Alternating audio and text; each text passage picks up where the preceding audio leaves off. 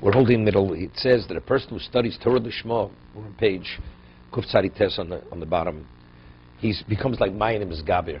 So he explained what does it mean, like an unceasing wellspring, a river which never ceases to flow. So he explains that a person, he presents a concept, a principle, then he brings a support to it, to prove it, then he brings a support to support that, and he secures it in a way where it's unceasing. He keeps securing it to prove the truth and the veracity of whatever he's presenting. So he says, "Ribui harayish nibtu etzlo the dvor of shaykh lo makinai nora misgaber v'holech beribui hamayim at shemizgaber v'holech, like it becomes overwhelming. The water just rises. Kach misgaber beribui haTorah beribui Torah lahavi rayos v'chochos l'dvorov beribui u'mizgaber behem." He becomes empowered as a result of this.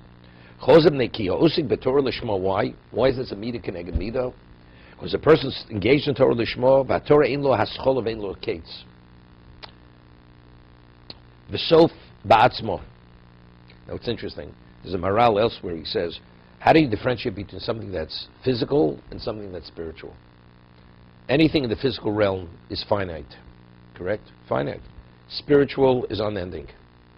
If a person studies Torah not Lishma, what are you doing to the Torah?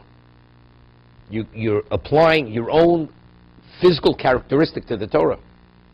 My glory, my financial needs, whatever it may be, but whatever it is, that's finite, that's physical. So you're taking Torah and you're putting a limitation on it.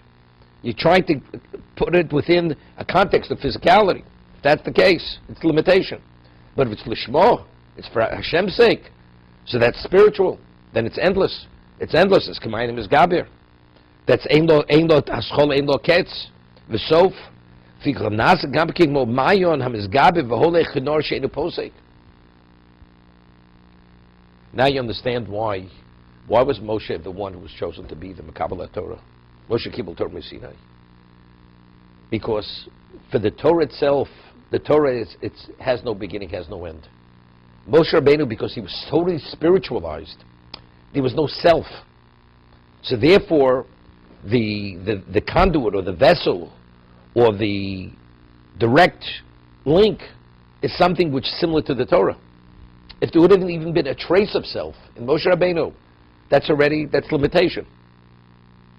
So you'd say, well, it's 99.999 pure, but it's not 100% pure. It's like the Maharal I always mention, emes. What about a person that is truthful, 99.9 whatever it is?